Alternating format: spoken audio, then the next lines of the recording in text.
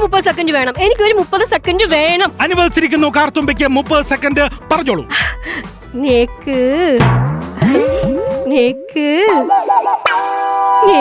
കഴിഞ്ഞിരിക്കുന്നു 30 സെക്കൻഡ്. നമുക്ക് അടുത്ത ആളിലേക്ക് പോകാം. മിസ്റ്റർ അമ്മാവൻ, ഇന്നലെ കാളവണ്ടിയിൽ എന്താണ് നടന്നതെന്ന് വ്യക്തമായി ഒന്ന് പറഞ്ഞു തരാമോ? നാടകം കഴിഞ്ഞ് ക്ഷീണം കാരണം ഞാൻ 2 എണ്ണം അടിച്ചു.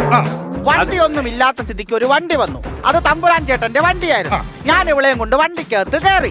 പിടിത്തത്തിന്റെ പുറത്ത് ഞാനൊന്ന് ഉറങ്ങിപ്പോയി. തമ്പുരാൻ ചേട്ടൻ ഇവളെ എന്തോ ചെയ്തെന്നും ഇവൻ നോക്കിക്കൊണ്ടിരുന്നെന്നും ഇവള് രാവിലെ പറഞ്ഞപ്പോഴല്ലേ ഞാൻ അറിഞ്ഞത്. ഇവിടെ നമ്മൾ തിയേറ്ററിൽ പോയി ടിക്കറ്റ് എടുത്ത് കാണേണ്ട കാഴ്ചയെല്ലാം നമ്മുടെ കൺമുന്നിൽ കാണുമ്പോൾ എന്തിനു ഞാൻ മിണ്ടണം? ഞാൻ ഒരു കാര്യം, നിങ്ങളാണ് പ്രതികരിക്കുവോ മിണ്ടാതിരിക്കില്ലേ? ഈ വിഷയത്തിൽ ഞാൻ ഇന്നസെന്റ് ആണ്. പുതിയ പുതിയ വഴിത്തിരിവിലേക്കാണ് കാര്യങ്ങൾ വരുന്നത്. പുതിയ പുതിയ ആൾക്കാർ രംഗത്ത് വന്നു തുടങ്ങി. ആ കാളവണ്ടിയിൽ മുൻ അമ്മയുടെ പ്രസിഡന്റ്, പ്രശസ്ത സിനിമാ താരവുമായ ഇന്നസെന്റും ഉണ്ടായിരുന്നെന്നാണ് മാണിക്യൻ പറയുന്നത്. അയ്യോ, ഞാൻ അങ്ങനെ പറഞ്ഞിട്ടില്ല. ഞാൻ അങ്ങനെയല്ല പറഞ്ഞത്.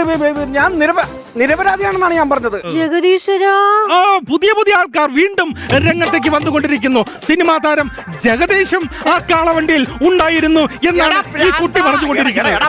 ഈ സിനിമയിൽ ഇന്നസെന്റ് ജഗദീഷ് ഒന്നും ഇല്ല. ഇവന് ഭ്രാന്താണ്. ഇവന്റെ വായിക്കാത്ത വല്ല മറ്റു പൊട്ടിയാണ്. ഇതാ കാർത്തുമ്പി ഛർദ്ദിച്ചിരിക്കുന്നു. എക്സ്ക്ലൂസീവ് ന്യൂസിലേക്കാണ് ന്യൂസ് അവർ പോയിക്കൊണ്ടിരിക്കുന്നത്. ഇന്നലെ രാത്രിയിൽ കാളവണ്ടിയിൽ നടന്ന പീഡനത്തിൽ കാർത്തുമ്പി 3 മാസം ഗർഭിണിയായിരുന്നു.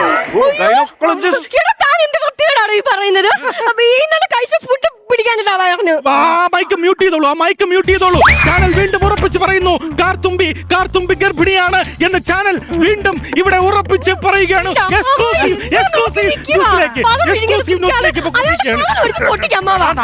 കുടുംബത്തെ